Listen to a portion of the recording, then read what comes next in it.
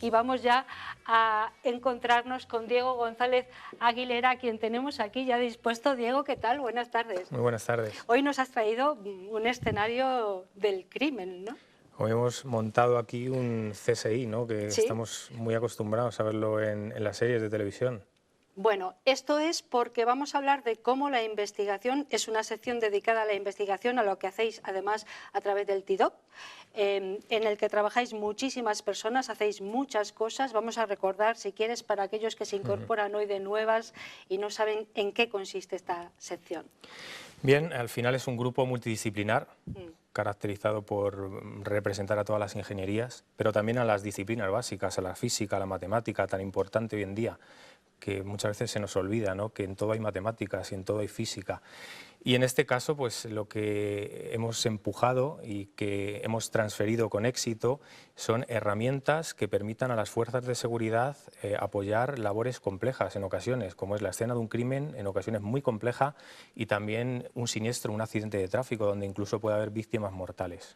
Sí, aquí tenemos una escena del crimen. Nos has traído el muñeco, nos has traído todos los elementos que, bueno, que utiliza a lo mejor la policía, cualquier cuerpo de seguridad que está investigando una situación en la que se ha producido un crimen, ¿no? Y ahí está la investigación. Aquí está la investigación. Hay una fase que la llamamos de inspección visual, donde pues, el policía, el experto, tiene que personarse en la escena del siniestro y tiene que recabar información. Y en ocasiones hay que recordar que estas escenas son muy efímeras, no pueden estar siempre que queramos y por lo tanto desaparecen. Un accidente de tráfico pues dura lo que dura y luego hay que mover vehículos, víctimas, etcétera, etcétera. Es tremendamente importante disponer de tecnologías que sean de bajo coste, sencillas y que a la vez nos permitan tener una reconstrucción para volver a la escena del siniestro siempre que queramos. ¿Qué nos has traído? Tenemos aquí, claro, pues al muñeco, que se supone que es el abatido, ¿no? Sí, bueno, no tiene sangre. Porque... Hemos tratado de recrear pues, lo que sucede a veces, ¿no? Un siniestro, en este caso es un crimen. Como decía, la primera de las fases es la inspección visual, hay que personarse en la escena. En ocasiones las condiciones de luz son deficientes, no es como aquí que lo vemos todo perfectamente. En ocasiones no se puede pisar porque cualquier pisada, cualquier movimiento pues puede ser importante, ¿no? Y a veces estamos en escenas que son peligrosas porque hay contaminantes, hay atmósferas que pueden generar problemas de salud, incluso puede haber explosivos, ¿no? Entonces también contamos con la posibilidad de que estas técnicas no sea el policía el que tiene que tomar los datos, sino que sea un dron en este caso terrestre. Ah, muy interesante. ¿Y ese dron qué es lo que va a hacer exactamente? Pues el dron lo que haríamos es configurar para que siga una misión. Al final el dron tiene que saber perfectamente por dónde se tiene que mover, qué obstáculos se va a encontrar y esa planificación de la misión se haría con un software que permitiría que el dron fuese tomando los datos siguiendo un protocolo sencillo, pero a la vez muy útil para poder recabar toda la información de la escena, en este caso del crimen. Vale, tenemos aquí, bueno, puestos unos números, tenemos la pistola, que suponemos que es la pistola con la que se ha cometido el crimen, y todo esto vosotros luego lo recreáis también a partir de fotografías que hará el dron, me imagino, ¿no? Eso es. Y lo convertís en una escena en 3D. Eso es. El reto aquí, y esto hay que subrayarlo porque no es trivial, es que con una técnica muy sencilla, ¿Cómo puede ser una foto? Una foto con un teléfono móvil, ¿Sí? con cualquier cámara, vamos a ser capaces de pasar de esos píxeles 2D que tienen las imágenes a puntos 3D en la escena del crimen, con tanto valor que vamos a tener resoluciones en ocasiones milimétrica y vamos a ser capaces de medir cualquier medida, vamos a ser capaces de volver a la escena, de medir ángulos, a veces en balística, un dato muy importante son los ángulos, para calcular la posición desde la cual se puede haber abatido a esa persona. Es un dato importante. En el caso de los accidentes de tráfico, el dato más importante que veremos posteriormente es la velocidad de impacto. Sí, eso lo podemos, si quieres, luego comentar, lo de los accidentes, que es otro ámbito en el que es muy importante este tipo de investigación que estáis haciendo ahora, ¿no? Tú nos has traído en el ordenador también datos que vamos a poder ver a través de la pantalla y que todos nuestros espectadores van a poder ir siguiendo según tus explicaciones. Perfecto. Lo que trato de poner de manifiesto es la sencillez del proceso. ¿Sí? No sé si se está viendo ahora mismo en Ahora pantalla. mismo sí. Perfecto. Sí. Aquí podemos ver el protocolo de toma de datos. En este caso es un avatar, es un busto muy parecido al que hemos utilizado hoy en plató, con los mismos indicios que aparecen en una posible escena de un crimen. Y fíjate cómo el protocolo es prácticamente rodear al objeto tomando fotos con el teléfono móvil. No son necesarias muchas fotos. No son necesarias muchas fotos. ¿Cuántas más o menos? Va a depender un poco de la complejidad del escenario, ¿vale? Pero diríamos que con un mínimo de 4 o 5 fotos ya podemos generar resultados. Desde diferentes perspectivas. Eso es, vale. Esto es importante, lo que acabas de decir. Es importante rodear la escena, que se tomen fotos de diferente perspectiva y que haya como una zona común entre fotos contiguas. Es como lo que llamamos un solape, es como la visión humana. Nosotros con nuestro ojo izquierdo y con nuestro ojo derecho vemos dos imágenes. Lo que pasa es que las vemos en tiempo real y esto nos está permitiendo ver la realidad en 3 dimensiones.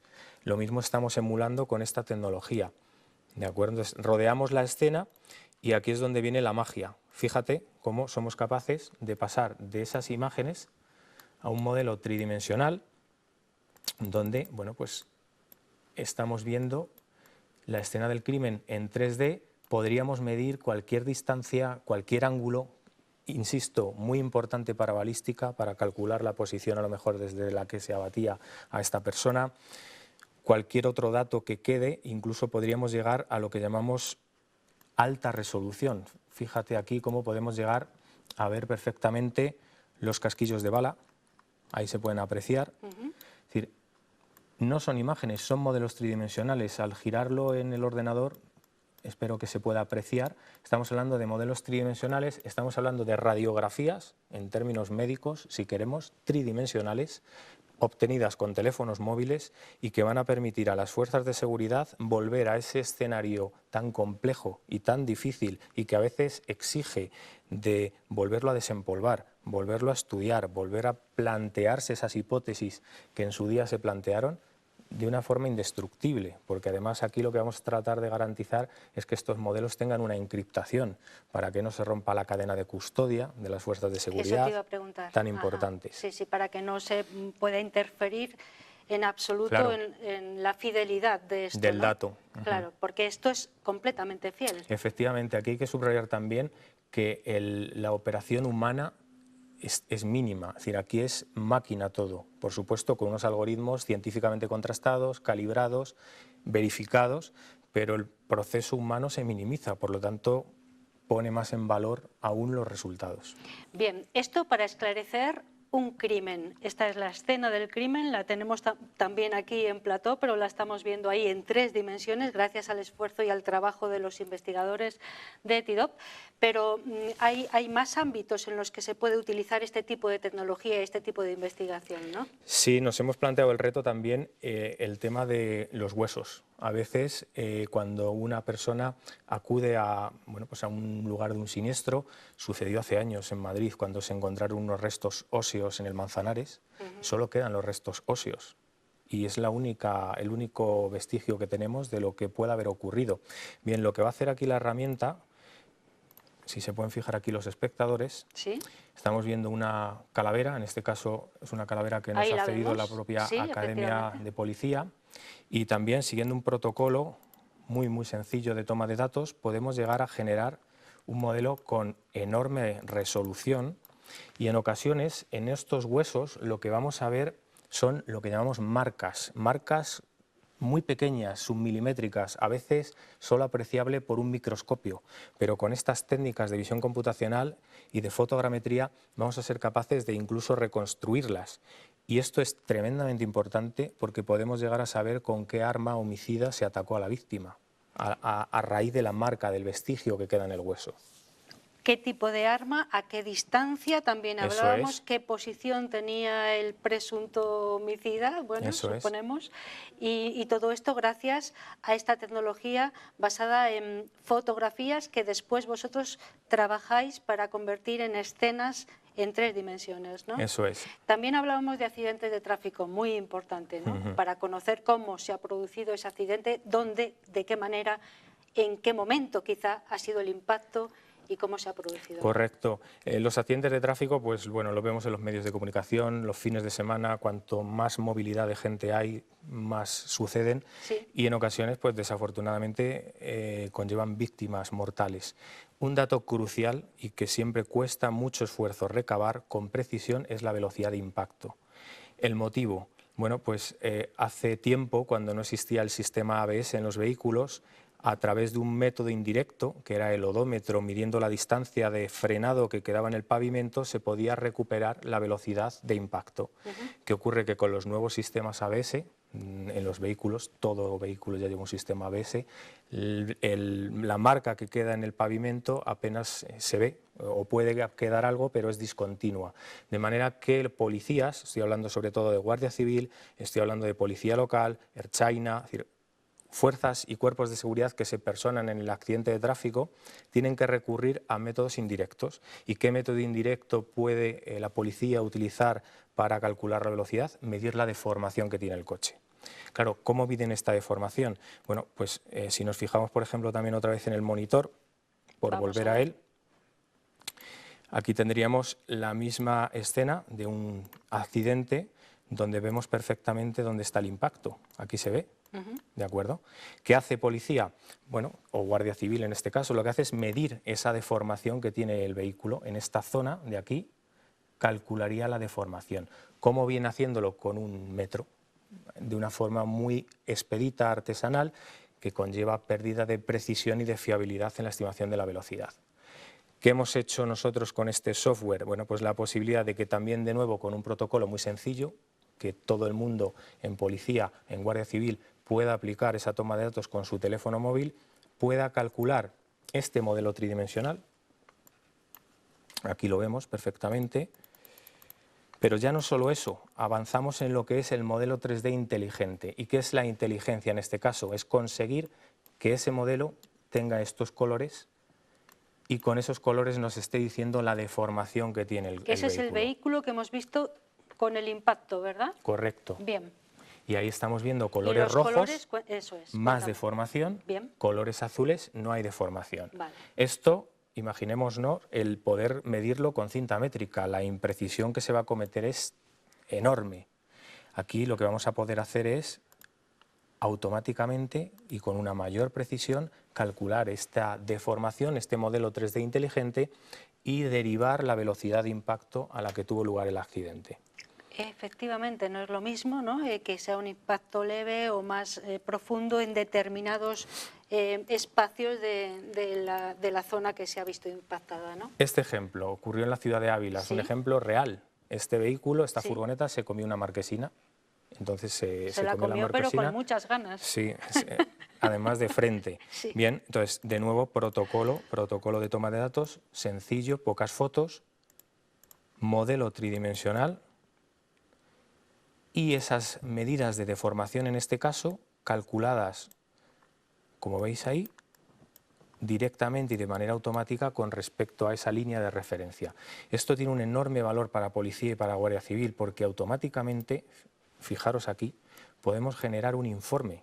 Yo puedo meter los datos del vehículo, el peso, la longitud, las medidas automáticamente las va a nutrir el software, las va a incorporar y podemos generar un informe pericial donde aparecerían los datos del vehículo con la marca del modelo, las dimensiones, el peso, toda la formulación que se ha utilizado, volvemos otra vez a la ciencia, a la base científica, pues todo esto está oculto, decías, eso es, ¿no? Las matemáticas y la física está oculto en este software y está resolviendo un problema porque al final del todo, utilizando estas medidas que veíamos en el software, me está diciendo la velocidad en metros por segundo a la que tuvo lugar ese impacto.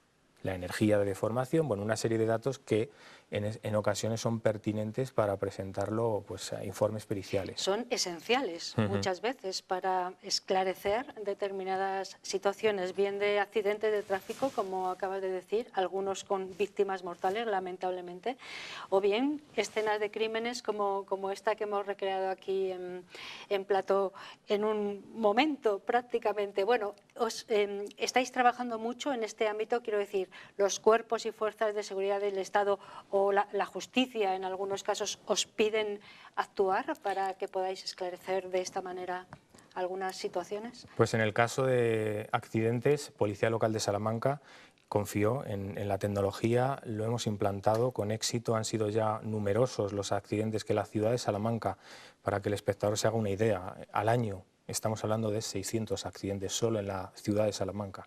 Vaya. Es decir, es una ciudad, bueno, como todas en general, ahí estamos contemplando siniestros graves, siniestros leves. Aquí la valía de esta herramienta es sobre todo los siniestros más graves, es donde hay deformación, donde hay víctimas. Y bueno, se está aplicando con éxito, se ha aplicado, el feedback es muy positivo porque se ha desarrollado un software en la nube, de manera que el policía lo único que tiene que hacer es tomar las fotos con su teléfono móvil y subirlas desde su oficina para que las podamos recibir con el software, se puedan procesar y, preservando esa cadena de custodia, se le envíe este informe que veíamos en pantalla. ¿En cuánto tiempo, más o menos? Pues tiempo récord, es decir, ahí estamos dando respuestas en menos de 24 horas. ¿Ah, sí? Qué increíble. Sí, al final, como decíamos, es un proceso automático donde el operador interviene poco y sobre todo las máquinas hoy en día y los ordenadores que hay tan potentes nos permiten que incluso se quede calculando si fuera necesario por la noche. Y estamos hablando de que bueno, pues se han digitalizado en 3 dimensiones atropellos, se han digitalizado postes, choques contra barreras fijas, farolas, choques entre vehículos y motos también, que puede ser habitual, entre vehículos entre sí. Y luego también pues, tenemos buen feedback de cuerpos y fuerzas de seguridad del Estado. En el País Vasco también conocen la herramienta y bueno, pues esperemos que en el futuro cercano lo puedan estar utilizando. Bueno, pues desde aquí decimos que esto nos parece algo muy importante para ser más ágiles también en el esclarecimiento y en la toma de datos y de pruebas que pueden ser muchas veces imprescindibles, ¿no? para esclarecer una situación como esta. Todo gracias a la ciencia, porque de investigación hablamos y de ciencia con Diego González Aguilera, que es nuestro colaborador habitual en esta nueva etapa de 8 Magazine Ávila, que hoy nos ha traído algo muy interesante, nos ha recreado una escena del crimen y además nos has hablado de cosas que yo creo que son muy importantes. Ahí estáis trabajando mucha gente, ¿no?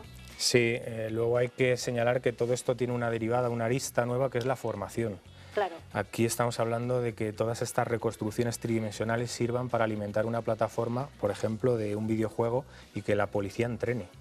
Esto ya es realidad o va a ser realidad de la mano de un proyecto europeo que han concedido al grupo y que va a permitir que policías de diferentes ámbitos, en accidentes de tráfico, en escenarios forenses, en ataques terroristas o en procesos interrogatorios que tan importantes son, se entrenen. Y aquí estamos hablando de entrenar disciplinas a veces, bueno, pues que siguen protocolos muy estandarizados, pero en ocasiones estamos hablando de conocimientos informales, ¿no? Que vienen de la experiencia de gente que ha estado asistiendo a siniestros en muchas ocasiones. Codificar todo esto en una gran plataforma de videojuego y que permita entrenar a las fuerzas de seguridad. Muy interesante lo que nos ha contado, sí, lo están diciendo en realización también, interesantísimo, pues sí, muy interesante lo que nos ha estado contando Diego González Aguilera en esta sección dedicada a la investigación. Muchísimas gracias, Diego, por traernos todo esto, por contárnoslo, además tan claramente para que lo entendamos todos, y enhorabuena por el trabajo que hacéis.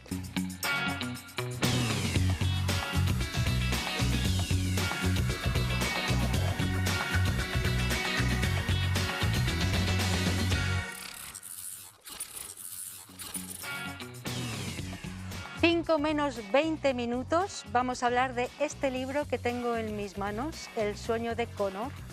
Bueno, vamos a hablar de este libro y sobre todo con su autor, que tenemos con nosotros el placer de disfrutar en directo en 8 Magazine Ávila aquí en Plató. Se llama César Díez y está con nosotros. Buenas tardes, César. Hola, no, buenas tardes. Oye, gracias por venir en directo aquí a Plató a hablarnos de tu criatura, la cuarta me parece, ¿no? La cuarta. Bueno, ¿qué se siente al tener un cuarto hijo? Ya tenéis familia numerosa, ¿no? Familia numerosa, sí. Bueno, muchas gracias a vosotros por darme la oportunidad de hablar. Sí, es la cuarta novela, sí que es cierto que hacía tiempo que no publicaba y bueno, pues evidentemente pues muy contento, sobre todo por la satisfacción que supone pues haber completado otro libro más. Bueno, vamos a poder hablar en largo y tendido del sueño de Connor, incluso oír en tus palabras cómo suenan esas letras que has escrito ahí, pero primero háblame de las 3 anteriores. Este es otro registro distinto, dices que ha pasado un tiempo, que tú has madurado de alguna manera, Sí. En fin, cuéntame. Bueno, las primeras novelas, que es una trilogía, las empiezo a escribir con 20 y pocos años, con 21 o 22 años, y salen a la luz con 24. Una vez que mi familia y la que era mi pareja entonces pues, se enteran de que esto está, me dicen, envíalo a alguna editorial. Tengo la suerte de que confían en mí y se publica. ¿Qué ocurre? Que en aquel momento en Ávila no había una masa de aficionados a la novela tan amplia como hay hoy. Realmente había gente que había publicado libros, pero de un nivel mucho más alto, o sea, escritores profesionales. Y entonces, cuando llegué con esa primera novela, descubrí un mundo al que no tenía tampoco muchos recursos donde preguntar. Y bueno, pues fue toda una experiencia que me abrió un campo totalmente distinto a lo que yo conocía. Fruto de esto, pues entre otras cosas, surge la asociación La Sombra del Ciprés y bueno, pues al año siguiente publicó una segunda novela y 3 años después completó una trilogía. Y esta saga de la Edad de Acuario, que es en sí una novela de viajes, es una novela de investigación, pero principalmente una novela de viajes, pues me ha permitido pues, recorrer muchos países, adquirir distintas vivencias y sobre todo pues, vivir la experiencia de ser escritor, que evidentemente pues es algo que te cambia la manera de pensar y la manera de ver incluso El la mundo, sociedad, ¿no? el mundo, la vida. Claro. Efectivamente. Bueno, una trilogía que terminaste en 2016, 17. Sí, en Ya está, 2016. y a partir de entonces has estado ahí reposando cosas, ¿no? Sí, cuando empiezo a escribir lo hago principalmente por un lado, una parte de desahogo emocional, porque un folio en blanco no te pregunta, no te juzga, tú lo puedes contar lo que quieras y no Sí. te juzga. Me coincide también en una época que cuando yo termino la carrera me como la crisis que hay en el año 2000, 2009, 2010, entonces, digamos, por aquello de tener un proyecto, pues me meto a escribir. Y durante todos esos años, como te digo, vivo este tipo de experiencias, pero llega un momento en el que escribir se convierte más en algo automatizado, con el objetivo de tienes que sacar otro libro, tienes que vender más ejemplares, y dejo de perder quizá ese entusiasmo, ese pozo realmente base, que era el de contar algo que yo necesitaba sacar. Aparte me coincide con un momento vital complicado por distintos motivos y se produce pues un parón. Sigo escribiendo, pero digamos que el proceso creativo se ralentiza bastante. Claro, tú no eres escritor profesional, digamos, no vives de la literatura, ¿no? No. Claro. No vivo de la literatura y entonces, bueno, aquí siempre hay dos caminos a seguir. Hay escritores de nuestro entorno que sí que ven esto que para mí es una afición como una posibilidad profesional, a la cual requiere mucho tiempo, mucho trabajo y muchísima suerte. En mi caso yo lo tomo como un hobby, un desahogo, algo que hay que cuidar, algo que hay que mimar para llegar a esto. Y lo he seguido haciendo. Sí que es cierto que, como te digo, que a partir de ese 2016 cambia mi perspectiva y la manera de afrontar la redacción, la creación de historias, pues es diferente. En un momento de vida un poco más complicado en lo personal, pero igualmente nutritivo a la hora de plasmar una historia, porque de hecho muchos de los libros que históricamente han dejado marca nacen del dolor del escritor. Y bueno, pues es una época que ha dado otro tipo, precisamente por eso comentábamos, otro tipo de registro. La Edad de Acuario era una trilogía con mucho humor, con hasta algo romanticona también por la edad en la que lo escribo. Sin embargo, El Sueño de Connor pues trasciende a todo eso y se convierte en algo más oscuro, en algo más incluso político, más reivindicativo. ¿Podemos decir que es una novela de ciencia ficción? Yo cuando me lo decías, luego he visto el tráiler que vamos a poder ver dentro de un momento de presentación de esta novela y yo no lo veo tan alejado de la realidad, ¿eh? No es tan ciencia ficción, a lo mejor hay algunos retazos Claro. que son la vida misma, ¿no? Bueno, la ciencia ficción es un campo muy abierto, porque a lo mejor se nos va la cabeza cuando hablamos de ciencia ficción pues a la Guerra de las Galaxias. Pero hay películas, por hablar de películas como Interestelar, que ha tenido mucho éxito. Sí, sí. Es ciencia ficción, pero es una ciencia ficción Muy cercana y basada concretamente en ese concepto, en el de ciencia, explicando conceptos científicos, ficcionada. Entonces es un campo tan amplio, pero de todos los géneros literarios yo creo que esta novela, si ha de encajar en alguno, sería en ese. Ciencia ficción, tal vez más ligera, pero ciencia ficción. Me llama la atención lo que has dicho, nacida del dolor, y también entiendo yo que de la templanza que produce muchas veces el haber superado ese dolor y de la madurez que nos la da el dolor muchísimas veces, desafortunadamente, pero es así, ¿no? Bueno, el libro tiene una trayectoria, es un camino vital. El libro nace nace del amor, porque el libro lo comienzo a escribir como un regalo a la que era mi pareja en ese momento, que era bióloga. De hecho, la parte inicial del libro tiene mucho que ver con la biología. En un momento dado, esta persona decide que se acaba la relación y yo tengo dos opciones: o sigo avanzando con el libro o lo dejo. Y bueno, pues un libro nunca se deja, lo vas avanzando. Entonces nace en el amor, crece con el dolor y termina con la esperanza. En ese proceso de reacción, pues, mi vida cambia en muchos otros sentidos, en el laboral, en incluso pérdida de familiares, en una serie de situaciones que en ese recorrido Tú has, bueno, has se va plasmado ahí. plasmando, Sí. y termina la esperanza, termina con un mundo Bien. personal reconstruido, con nuevas amistades, incluso con nuevos amores, etcétera. Con lo cual, más allá de la historia de ciencia ficción, este libro pues guarda los últimos años de mi vida y por eso para mí es un libro muy, muy especial y muy personal. El cuarto libro de este escritor, César Díez, es El sueño de Connor, y vamos a ver cómo se ve. Habíamos puesto fin a la crisis energética. Éramos la sociedad más avanzada de la historia, hasta que llegó el mensaje. ¿Y si la religión y la ciencia estuvieran unidas después de todo?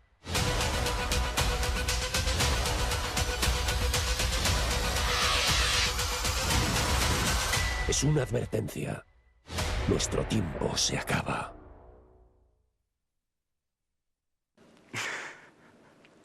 ¡Uf!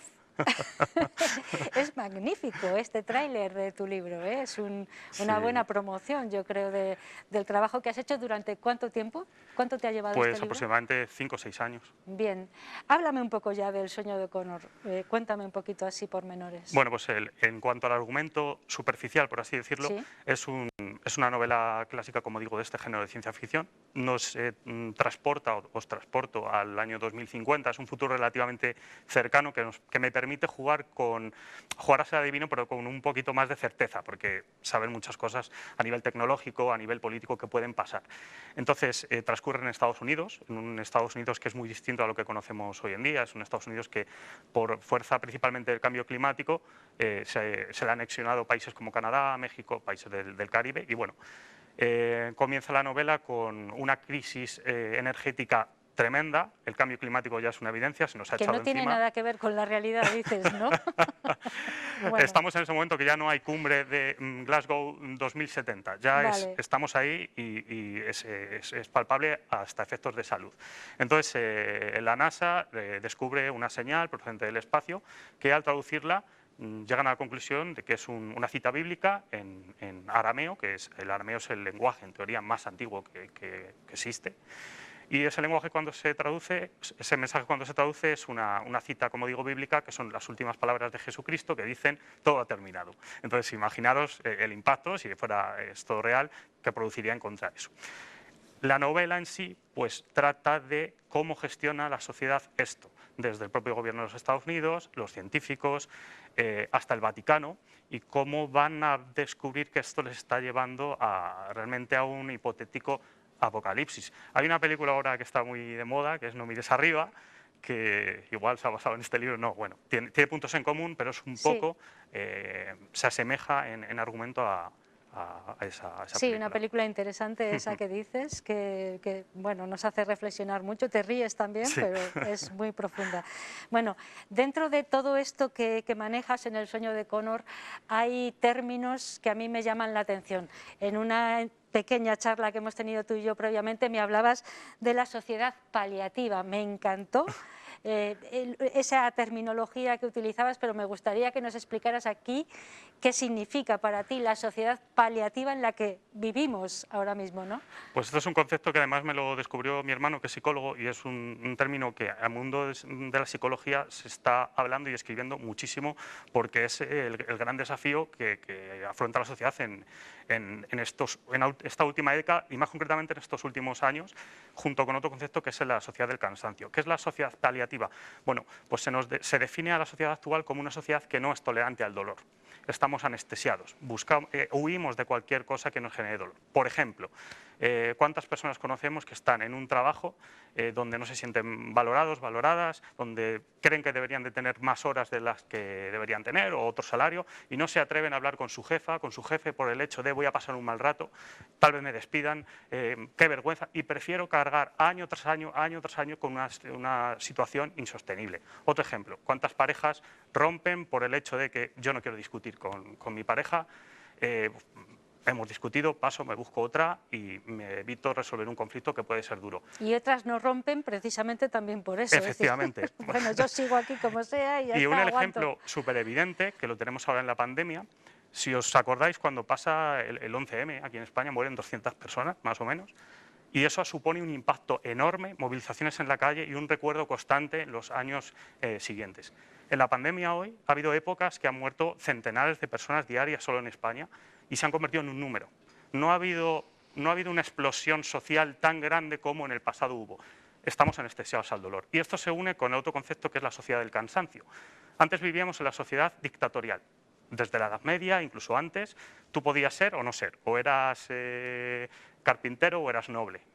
Con la llegada del nuevo milenio, esto ha cambiado. Puedes ser lo que quieras. Puedes tener un cuerpo 10, puedes tener la mejor empresa del mundo, una casa en Miami, y eso no es así. Eso está creando muchas depresiones, mucho consumo de ansiolíticos. Pongo otro ejemplo. El adolescente que está en Instagram y que sigue a un influencer con un cuerpo 10. Y yo quiero también tener ese cuerpo, ya, pero es que yo ni tengo el tiempo para ir tanto al gimnasio porque trabajo, porque estudio, ni tengo la capacidad económica, ni tengo la constancia. ¿Qué ocurre? Pues creamos una sociedad frustrada de gente que intenta llegar y no puede. Antes la parte dictatorial se podía decir, oye, me estás cortando, me estás evitando que hable, por tanto me estás censurando, pero esta nueva libertad no tiene freno, con lo cual lo que está generando es gente cada vez más frustrada. Estos dos conceptos los plasmo un poco en el libro como resultado, o sea, es decir, esto que se está produciendo ahora, ¿qué va a pasar si no se frena dentro de 30 años? Una libertad de mentira, por lo tanto, que nos hace mucho más esclavos. Exacto, ¿no? Y que no se detecta, porque como digo antes, cuando en cualquier dictadura del pasado podíamos decir, pues es que no se permite a la prensa publicar, censura detectada, posible corrección. Pero hoy estamos ante una libertad o una libertad, como dices tú, falsa, que actuando de manera sigilosa está ahí y nos va bloqueando. Es el sueño de Connor. Todo eso, lo que nos está contando César Diez, su autor, puede encontrarse aquí en este libro de ciencia ficción, que además está editado en Ambulibro, que es una editorial que has creado tú junto a otras dos personas, abulenses los tres, que pretendéis además configurar al autor como esencial, ¿no? Sí, bueno, Ambulibro nace de la idea de Anthony Martín, que estuvo aquí hace poco tiempo, con su libro para niños, bueno, y para todos. Exactamente. Sí. Y bueno, precisamente nace de lo que tú comentas. Hoy en día los escritores de nuestro nivel, hay escritores aficionados, para publicar principalmente tienen dos opciones. O se autopublican o van a pseudoeditoriales que realmente pagas y te sacan el libro. Se convierte el escritor, por tanto, en el cliente, cuando realmente el cliente de una editorial no debería ser el escritor, debería ser el lector, que es el que compra el libro. Entonces, ante esa situación que te obliga a convertirte en un hombre de marketing, es decir, yo escribo, pero es que además tengo que saber hacer mi página web, poner mis anuncios, moverme en ferias. Y vender el libro.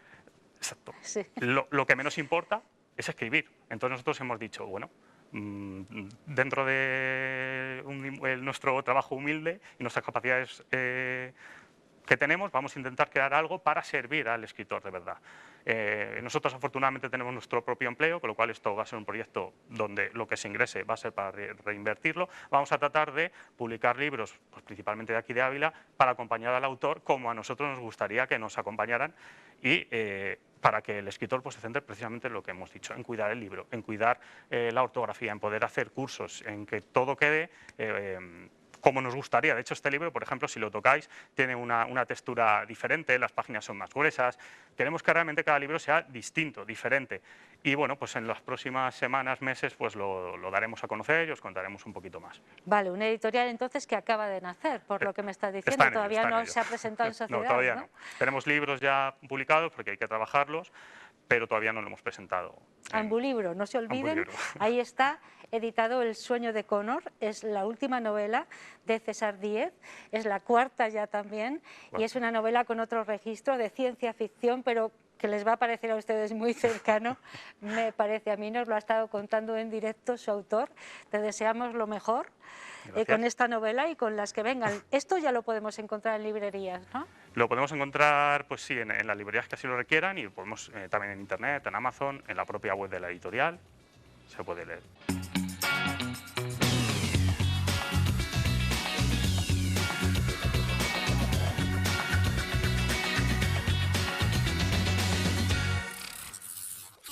Aquí seguimos para hablar de unos delitos que son muy recientes en España, porque podemos remontarnos nada más que a 2015, me parece, me estabas contando tú, que son los delitos de odio, ¿no?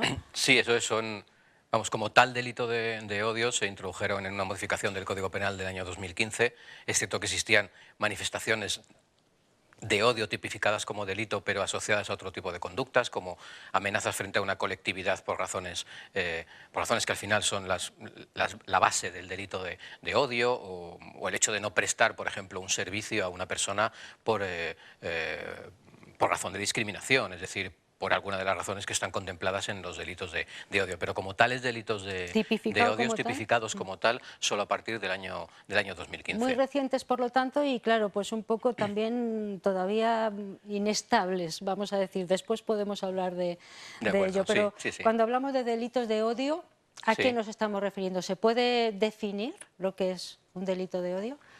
Bueno, es difícil definir lo que es un delito de odio. De manera muy simple sería pues, aquel tipo de manifestaciones o de actos que se realizan contra un grupo de personas o una persona por pertenencia a un grupo que pueden o que deben de incitar a la violencia, al odio, a la hostilidad frente a esa persona o ese grupo por determinadas razones, por su pertenencia, por razones ideológicas, por su pertenencia a una determinada raza, a una determinada etnia, por razones de género, por razón de situación familiar, por razones de discapacidad. Todo ese grupo de personas quedan protegidos a través de este tipo de delitos cuando se realizan expresiones o actos que tienen como finalidad fomentar, como ya digo, esa discriminación o ese odio, esa hostilidad frente a esas personas por el hecho de pertenecer a esos grupos que te Bueno, podemos ir poniendo ejemplos, que sé que tú has estado trabajando, te hacemos trabajar mucho y te lo agradecemos que estés así un poco en connivencia con nosotros para hablar de estas cosas, pero luego podemos poner ejemplos que a lo mejor se pueden entender mejor, la gente que nos está escuchando puede entender mejor. Sí, porque quiero decir que yo creo que con una serie de ejemplos que son hechos probados en sentencias podemos entender un poco más a qué podemos llamar delitos de odio y qué otras cosas, por muy rechazables desde el punto de vista moral sean, no son constitutivas de delito. Bueno, yo quisiera empezar por una pregunta. Sí. ¿Qué es un discurso de odio y cuándo un discurso de odio, primero qué es, y cuándo un discurso de odio se convierte en delito? ¿Qué es lo que tiene que pasar para que sea un delito? Bueno, a ver, el odio no está sancionado. El sentimiento de odio no está sancionado. Solo a ver quién lo controla eso, ¿no? Claro, evidentemente. Solo ese, no ya el sentimiento, sino la manifestación de ese odio puede ser constitutiva de delito cuando con esa manifestación de odio se pueda incitar a otros a una cierta hostilidad o incluso a la realización de actos de violencia contra determinados grupos de personas por pertenecer a uno de los grupos o de las razas o por razón de género que te he dicho antes. Solo en esos supuestos.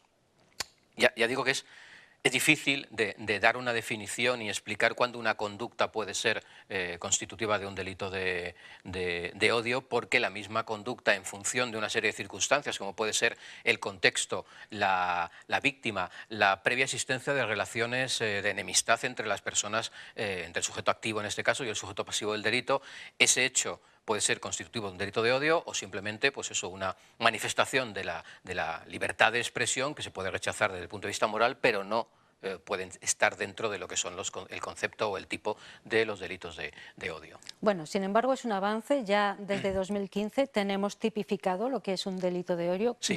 con unas penas de las que luego podemos Sí, hablar, sí, sí. pero vamos a poner ejemplos. Vale. Que tú hayas, bueno, Yo he traído tengas una serie de manos. ejemplos y ya, bueno, pido disculpas por el tipo de expresiones, pero bueno, son expresiones reconocidas en hechos probados Es en imprescindible sentencias. para conocer la gravedad. Sí, porque claro, hay que contar.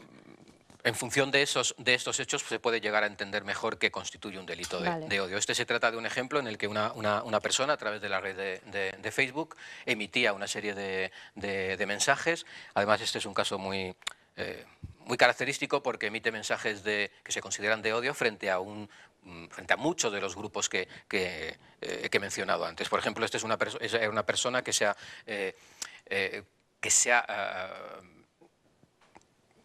ha abrazado el Islam, pero una parte del Islam, y entonces emite discursos de odio respecto a otras partes del Islam, pero respecto también a los españoles por su ideología, a las mujeres. Pongo una serie de ejemplos. Por ejemplo, expresiones que dice respecto de otras ramas del Islam, comentarios del tipo siguiente: soy chií o jariji y comunista, poseo 100 cojones por cada suní, 1 y 1000 por cada español, solo espero el momento de la sangre. Otro más, donde dice, eres suní, eres un subnormal, eres un bereber chiita y los bereberes chiitas ayudarán a Bienvenido a cortar el cuello a los árabes sunitas. Luego, en relación al pueblo español, en relación a los españoles, expresiones como, antes de morir me gustaría matar a todos los españoles posibles. Otro, por ejemplo, soy español y para un desarrollo óptimo del ser humano, uno, es necesario matarnos, a nosotros y a nuestros primos. Mata a un español o a sus primos. Cuantos más españoles o sus primos mates, mejor vivirá tu hijo. Expresiones en relación o en contra de la diversidad sexual. Por ejemplo, emitió un tuit donde dice, ya ni los fachas tienen cojones de matar maricones. O, la identidad de género es fascismo, lo promueve la derecha y los subnormales de izquierda lo apoyan, alegando que los gays son oprimidos del cilo maricones, tuercebotas. Gracias a esa puta mierda de identidad de género llevo sin ver a mi hija 1 año y medio. Bueno, son ejemplos, son ejemplos bastante que claros, ¿no? son bastante claros. Esto sí. dices que aparece en redes sociales, ¿no? Esto Por era un ejemplo. ejemplo de mensaje emitido por una red social que era en concreto Facebook. La razón de sancionar este tipo de conductas es que la emisión de este tipo de discursos a través de una red a la que puede tener acceso muchas personas puede generar por su contenido, por su continuidad en los mensajes, por el carácter grueso de esos mensajes, una situación de odio hacia los grupos a los que se hace referencia en esos tweets. Que suelen ser colectivos minoritarios, más vulnerables, ¿no? No tiene por qué. El hecho de tener una determinada idea religiosa, por ejemplo, el hecho de ser, católico es un grupo mayoritario, o cristiano es un grupo mayoritario, no es un grupo vulnerable, pero los mensajes que se dirigen, en este caso discriminando u ofendiendo a este tipo de sentimientos religiosos, pueden ser constitutivos de delito. Bueno, vamos a hablar de otro tipo de situaciones en las que también se pudieran dar discursos de odio, pero a lo mejor no se consideran delito de odio, sino que están en otro epígrafe. Sí. Por ejemplo, discriminación laboral por sexo, por etnia. Sí, por ese tipo de razones. Sí. El hecho, por ejemplo, de no contratar a alguien por ser gitano, por ser moro, por ser mujer. Sí. O el hecho incluso de entrar en una tienda. Hay ejemplos de sentencias que condenan a sujetos que, por ejemplo, no venden algo o no ponen una copa en un bar y expresamente el sujeto dice a la persona, no te pongo la copa porque eres una rumana, una negra de mierda. Eso también es punible. Eso también es punible. Es punible dentro de ese apartado de delitos, un delito especial contra los derechos fundamentales al margen del delito de odio, aunque puede estar muy cercano. Traigo otro ejemplo en el que, por ejemplo, se trata de dos personas que en la línea de metro se dirigen a una mujer negra con un bebé, pues con expresiones de este tipo. A continuación la golpean. En este caso, a estas dos personas se las sancionó por comisión de un delito de odio y además por las lesiones que causaron a consecuencia de esa agresión. Este ejemplo es distinto a lo que he dicho anteriormente, al supuesto de emitir mensajes a través de una red social.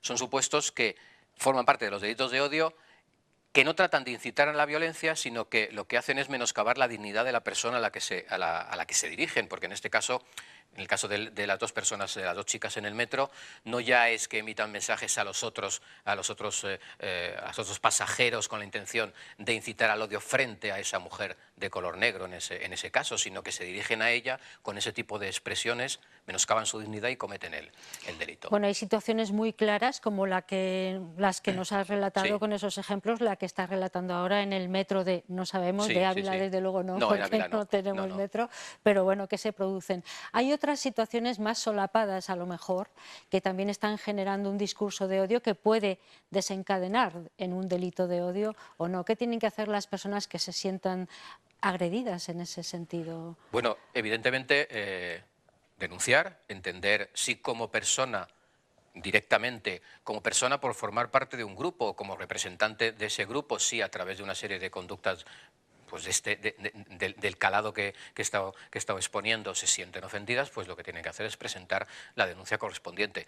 A este respecto, este tipo de delitos, salvo el supuesto que te he indicado de directamente una persona dirigir esas expresiones a otra, las que se emiten a través de las redes sociales, de Facebook, de Messenger o de Twitter, sí que tengo que decir que recientemente se ha firmado un protocolo entre la Fiscalía y este tipo de redes sociales por el cual, para favorecer la persecución de este tipo de delitos, una vez que se inicia el procedimiento, nosotros solicitamos a estas compañías para que, bien, mantengan, preserven los mensajes de odio que nosotros consideramos de odio para la investigación, que se retiren de la red, pero que se mantengan para el sujeto que se está investigando, de tal manera que dejan de producir efectos ofendiendo, pero sí permiten la investigación. Y pues eso, averiguar todos los datos necesarios para saber de dónde provienen ese tipo de mensajes, porque ya digo, a veces es complicado. La interpretación en la valoración de este tipo de delitos está a la orden del día, y también se llega a hablar en algunos momentos para agarrarse a algo, a la Sí. libertad de expresión. Sí, claro. Eso es un arma muy peligrosa, ¿no? Son conceptos...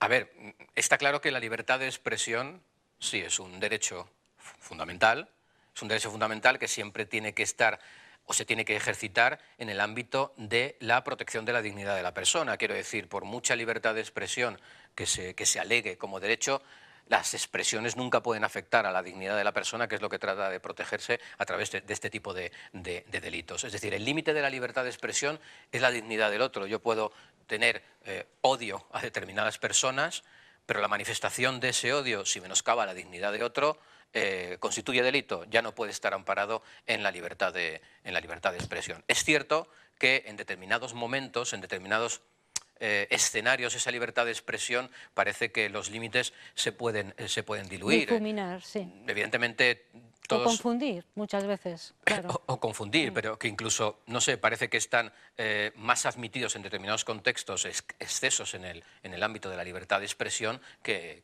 en otros. Nos queda un minuto, poco más de un minuto, y me gustaría que habláramos de las penas de este tipo de delitos, de los delitos de odio, que es el tema que nos ocupa hoy en nuestra sección dedicada a justicia. Bien, las penas oscilan entre el año y los 4 años de prisión, en función de la gravedad, en función de la repetición de esas conductas y en función de si esas conductas se han desarrollado a través de redes públicas. Quiero decir, cuando ese tipo de expresiones se realizan a través de una red como Facebook, como Twitter, como Messenger, que tiene capacidad para que puedan tener acceso a esos comentarios muchas más personas, las penas deben de imponerse en el tramo mayor. Pero en todo caso, el límite está en esos 4 años. Entre 2 y 4 años. Entre 1 y 4 años. Entre 1 y 4 años, sí. Ese es los límites de la pena. Bueno, muy interesante lo que nos ha estado contando Óscar Barrios, fiscal de Ávila, que cada mes aproximadamente viene aquí en directo a 8 Magazine Ávila para hablarnos de cuestiones relacionadas con la justicia para entenderla mejor y para respetarla más una vez que, bueno, siempre hay que respetarla, pero cuando la conocemos y cuando entendemos cómo se imparte y cómo funciona, parece que es más nuestra, ¿no? Sí, sí, yo espero que Sí, sí. es una Espero cosa sí, que sí, funciona, sí, sí. funciona así en las Sí, sí. cabezas de la gente. Óscar Barrios, muchísimas gracias por haber Gracias a estado ti, aquí Ana. un día más y hasta pronto.